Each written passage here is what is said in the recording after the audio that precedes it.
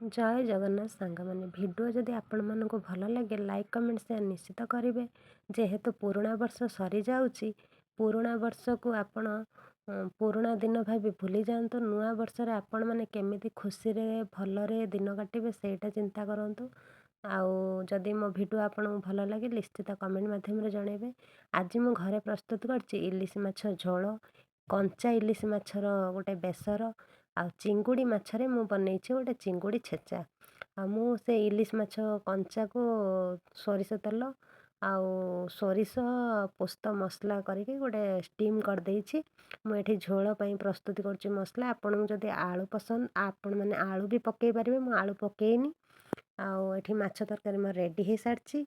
आ मु एबे खाइबा बाढुछि।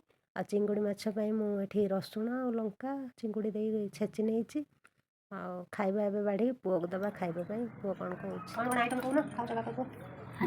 ଆଜି ହେଲା ଆଇଟମ୍ ଭାତ ଚିଙ୍ଗୁଡ଼ି ଭଜା ଇଲିଶ ତରକାରୀ ତାପରେ ଚିଙ୍ଗୁଡ଼ି କଣ ଛେଚା ତାପରେ ଇଲିଶ ତରକାରୀ ଏଟା ଇଲିଶ ବେସର ଆଉ ଏଠି ଇଲିଶ ତେଲ